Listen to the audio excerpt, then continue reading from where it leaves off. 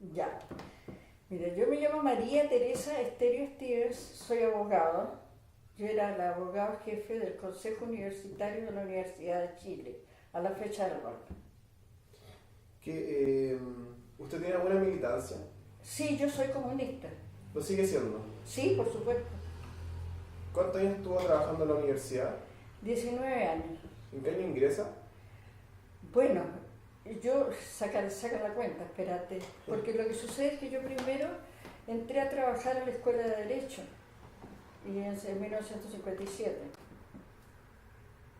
Y enseguida entonces pasé a ocupar el cargo en la Secretaría General de la Universidad de Chile. Entonces en la Escuela de Derecho era de la Universidad de Chile también. Entonces yo tenía 19 años en el momento de... 19 años en el momento que me echaron. Me exoneraron el día 15 de octubre de 1973. Lo dieron como regalo santo porque ese es el día de Santa Teresa.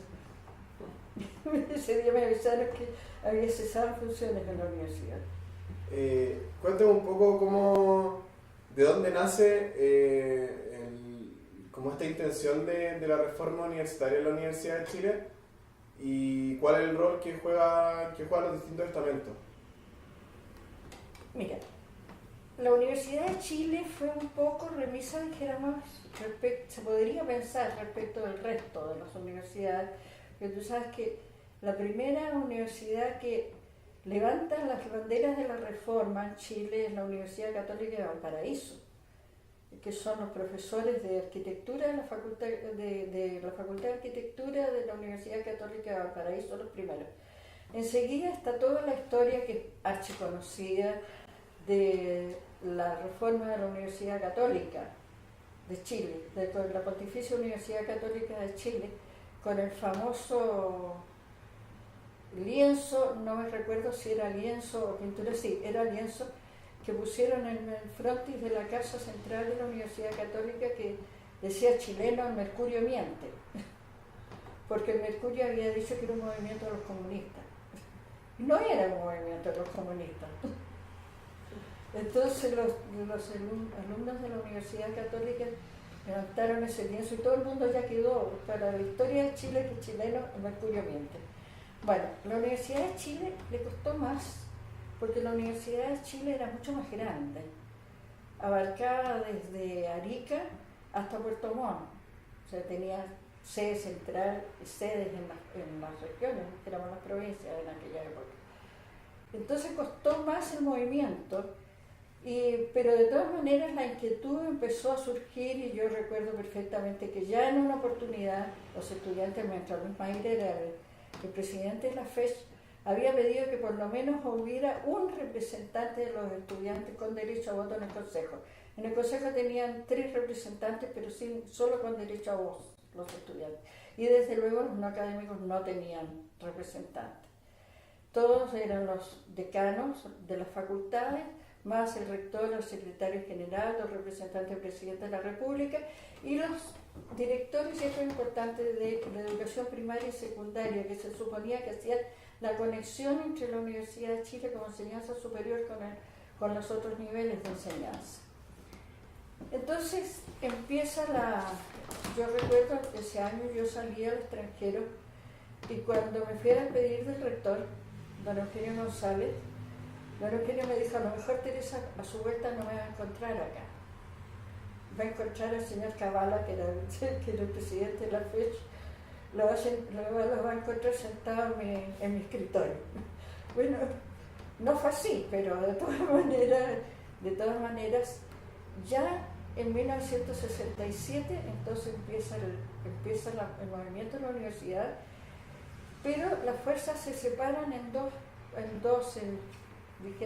bandos. Una que era la izquierda, que decía que la universidad debía ser gobernada y discutida por todos los estamentos, por los 3 estamentos de la universidad, o sea, por los académicos, los estudiantes y los no académicos, y que tendrían ellos derecho a tener voz tanto en los organismos colegiados del gobierno como en la elección de las autoridades unipersonales. Y la otra era la posición que sustentaba la democracia cristiana, donde decía que solamente debían tener en los organismos colegiados la representación, pero no en la elección de las autoridades unipersonales.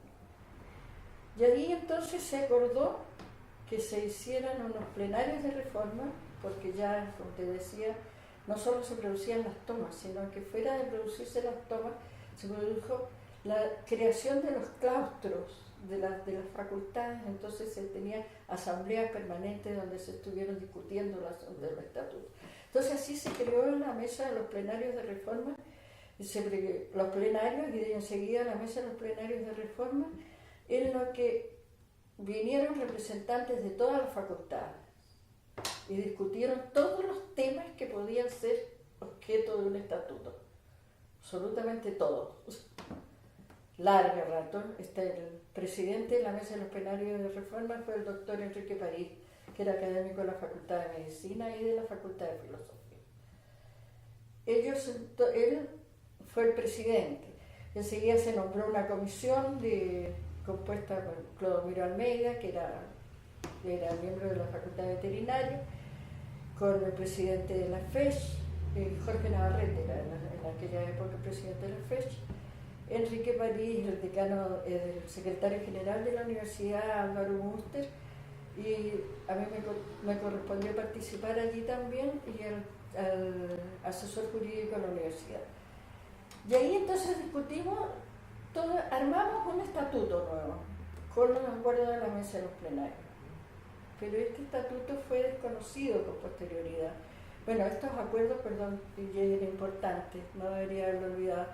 Estos acuerdos habían sido sometidos a un plebiscito, ¿no? Se sometió a un plebiscito en la universidad. Entonces nosotros trabajamos sobre los resultados del plebiscito. Pero con sorpresa nuestra, en definitiva, el estatuto fue desconocido, de la mesa de los plenarios fue desconocido por el Frente Universitario, que estaba formado por, es decir, era la oposición a la izquierda universitaria, digamos.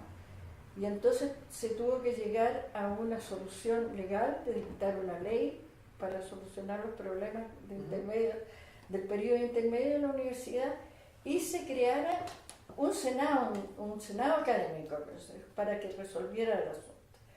¿Qué pasa el 11 de septiembre en la universidad? ¿Usted alcanza a llegar ¿A dónde? ¿Alcanza a llegar a la universidad haciendo otro trabajo? Sí.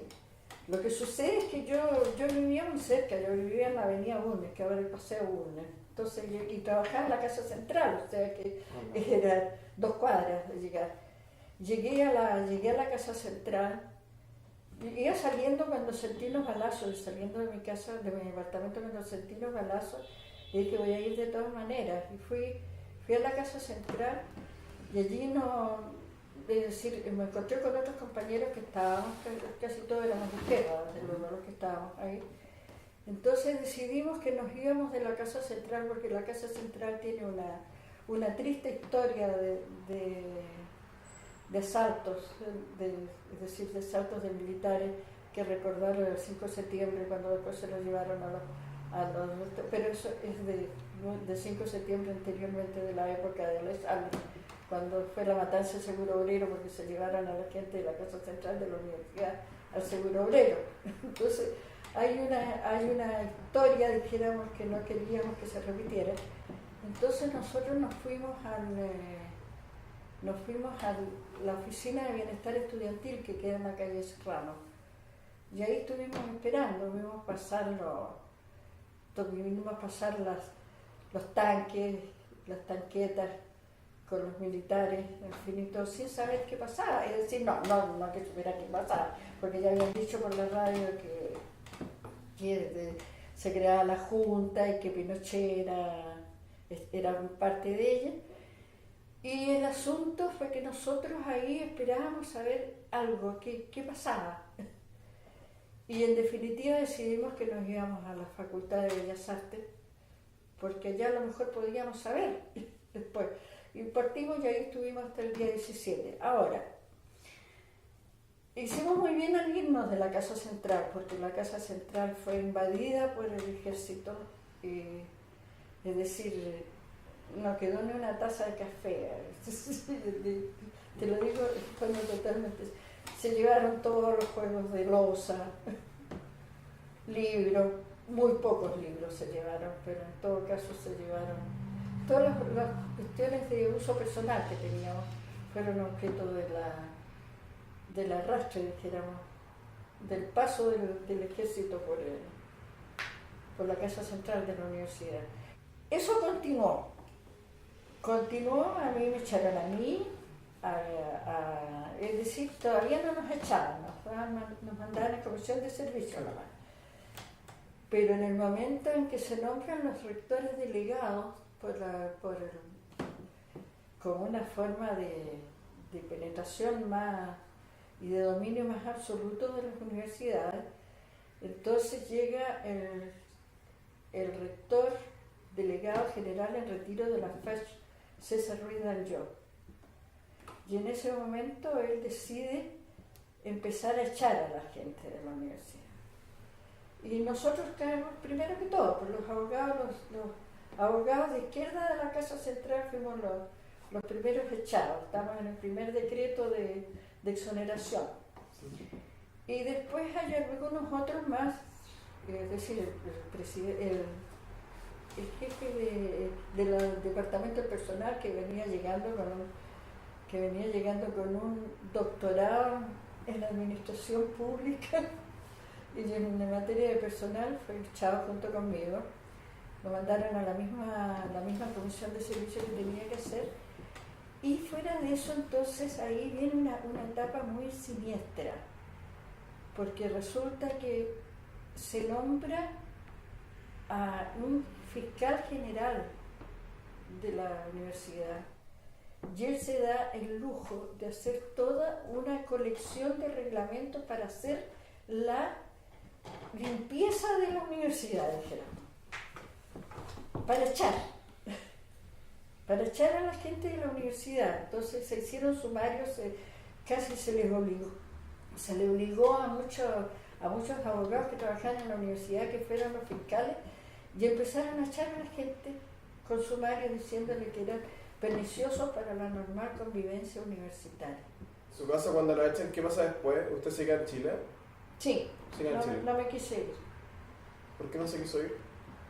Porque mira, cuando de hecho me dicen que soy una creída, pero la verdad es que yo pensé, yo no estoy casada, no tengo hijos, no tengo por qué, es decir, yo entendía que la gente se fuera de Chile cuando tenía familia que defender, pero a mí, bueno, al principio te digo, había una cierta ingenuidad también de mi parte. Yo pensaba, yo no he hecho nada. Si yo no he hecho nada, ¿por qué me tiene que pasar algo? No me va a pasar nada, que nada hace, nada teme. Después, bueno, con todas las cosas que fui dando, bueno, ya fui tomando otra conciencia del asunto, que había que tener más cuidado empezando. ¿Y qué pasa después con los exonerados? ¿Con el regreso a la democracia? ¿Qué pasa con ellos? Nada, después ¿qué pasa con los exonerados? ¿Cuál es la situación? O sea, esa es la pregunta. ¿Cuál es la situación de hoy en día de los exonerados políticos, tanto de la Universidad de Chile como de otros lugares? Mira, se hizo la agrupación de universitarios exonerados, se hicieron otras organizaciones de exonerados, pero contrariamente a lo que nosotros siempre esperamos que se nos hiciera justicia, se olvidaron. Se olvidaron sencillamente. ¿La universidad nunca asumió ningún rol con ustedes? Ninguno. Nosotros tenemos, es decir, nos reconocieron unos años de servicio, que no son todos los que estuvimos afuera, ni nada. Por ejemplo, yo tuve que jubilar con 15 años, o sea, con la mitad de una jubilación. Y tuve que hacer juicio para conseguir la jubilación. O sea, nunca había un gesto por parte de la universidad, No, de apoyo, de disculpas, nada. No, nada. Tampoco de reintegración en algún momento. Nosotros hemos tratado muchas veces, ya por las 2 o 3 oportunidades, pero siempre se nos ha dicho, primero se nos dijo que no había lugar en las universidades, que no había plata, bueno, y te digo con todos los presidentes, ¿no? No es solamente con los presidentes con Piñera, te digo, no. Nosotros trabajamos mucho con los chiquillos dentro de la universidad, con los académicos que no se atrevían a hacer mucho porque ya podían ser exonerados. Y bueno, yo lo entiendo también, si los exonerados sobraban por todas partes. Pero enseguida entonces, yo entiendo que nosotros creyeron que era suficiente con lo que nos dieron un año, creo que fue un año, no, muy poco. En total te digo, yo debería estar ganando en este momento, si no me hubieran echado alrededor de 1 millón de pesos de jubilación como exonerada en la universidad. Y estoy ganando la tercera, 500.000 pesos de jubilación. Y esa es la situación, y eso que afortunadamente, porque yo le hice juicio y por eso gané los 500.000 pesos de jubilación. Le hice el juicio, pero hay muchos exonerados que están sacando una jubilación de 100.000 pesos, 150.000 pesos, académicos, sí. ¿no? Académicos. Y más allá de la deuda económica, ¿siente que hay una deuda también a nivel humano con los exonerados, a nivel de la memoria? De todas maneras. A mí te digo, no me importa. Porque yo creo que cuando uno está en una lucha, está haciendo por conseguir la reivindicación de la lucha, ¿no es cierto? Bueno, yo tengo una historia que la voy a contar, pero no sé si ustedes querrán publicarla, no me interesa si la publican o no. Pero yo estuve trabajando permanentemente con la gente de dentro de las universidades durante toda la dictadura. Estuve trabajando en la clandestinidad y públicamente. Yo fui una de las pocas personas que se atrevió a presentarse en la asamblea de los estudiantes en 1986. Y de todo esto. Y lo trabajamos, tuvimos un grupo que sencillamente nos dedicamos sencillamente a hacer conciencia en las universidades de lo que estaba pasando, porque date cuenta de lo que significa 1973 hasta 1986. No eran los profesores, no eran los estudiantes. La gente no había conocido lo que era la universidad antes. Entonces era difícil. Entonces nuestra tarea era absolutamente clandestina. Figurábamos con la de Comisión Chilena de Derechos Humanos. Claro, si a mí me presentaban en miembro de la Comisión de Educación Superior de la Comisión Chilena de Derechos Humanos, a lo mejor por eso no se atrevieron a hacerme nada. Pero tuvimos que hacer una tarea muy grande. Y bueno, después no hubo nada. Hubo un miserable reconocimiento de 3 años para las jubilaciones, los que teníamos posibilidades de jubilar. Hay muchos otros que no tenían posibilidad de jubilar porque eran académicos jóvenes y ellos quedaron absolutamente fuera. Quedaron sin nada, sin pan ni pedazo. Yo encuentro que esa es una de los fallas, es decir, de las vergüenzas que nosotros tendríamos que sentir de que Chile no hizo lo que se hizo en Venezuela, sino lo que se hizo en Uruguay, lo que se hizo en Argentina, en todas esas partes cuando hubo una persecución política salvaje, porque salvaje, lo que sucedió en la Universidad de Chile no ha sucedido en ninguna parte de América Latina, lo que sucedió en las universidades chilenas. No ha habido esa persecución. Y en todas las otras partes los que fueron perseguidos fueron reincorporados, se les reconoció el tiempo para las jubilaciones, etc. En Chile no. En Chile es una miserable ley de exoneración. Yo te digo, yo quizás soy de las menos perjudicadas. ¿Por qué? Porque soy abogado y los abogados podemos ejercer la profesión, los jubilados. Entonces yo podía seguir ejerciendo la profesión, cosa que hice. Profesión que yo había dejado de lado para dedicarme íntegramente a la universidad. Y después entonces tuve que aprenderme todos los códigos de nuevo, todas las cuestiones, para poder entrar a trabajar a los tribunales.